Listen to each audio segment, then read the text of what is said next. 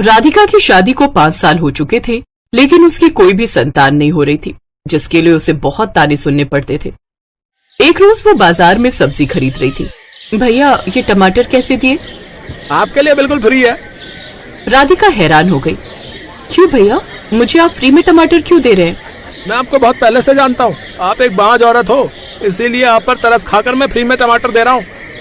इतने में आसपास के लोग राधिका को पहचान गए और उसे बांझ बांझ कहकर चिढ़ाने लगे। ये देखो, बांझ औरत सब्जी खरीद रही है। अगर मैं इसकी जगह होती तो शर्म के मारे बाहर ही ना निकलती। अरे ओ बांझ औरत, घर से बाहर निकलना बंद कर दे, वरना हमारी बहू बेटियों पर गलत असर पड़ेगा। कहीं वो भी तेरा चेहरा देखकर बांझ ना बन जाएं। इस तरह सभी लोगों के ताने सुनकर राधिका परेशान हो गई और बिना कोई सब्जी लिए वहाँ से चली गई। सब्जी वाला और बाकी सभी लोग उसे जाता हुआ देखकर हंसने लगे।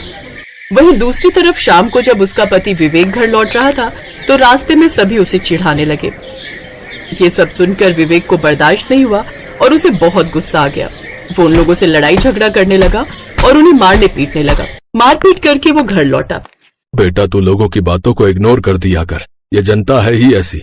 अगर तू कोई तरक्की कर लेगा तब कोई तुझे बधाई देने नहीं आएगा, पर अगर कोई एक कमी होगी ना तो पूरा जमाना तुझ पर थूकने चला आएगा।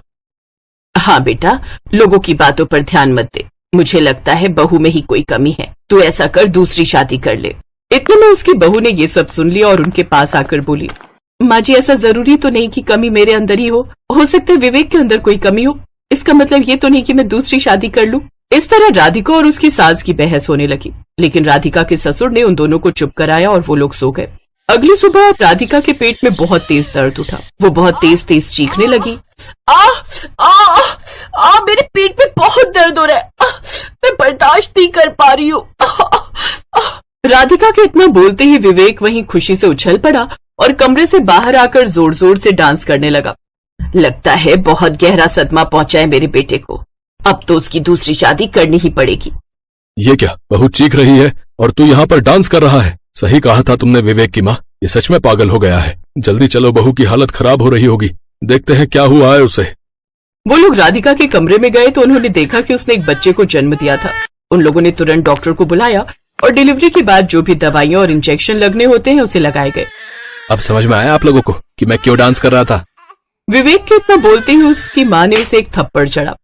बहू को जब पेट में दर्द हो रहा था तो तुझे हम लोगों को आकर बताना चाहिए था, ना कि बाहर आकर डांस करना चाहिए था। डिलीवरी के समय उसके पास कोई नहीं था। अभी बहू को कुछ हो जाता तो? वो लोग हैरान तो हो गए, अचानक से बच्चा पैदा कैसे हुआ। लेकिन इतने दिनों से उन लोगों ने लोगों के इतने ताने सुने थे कि बच्चा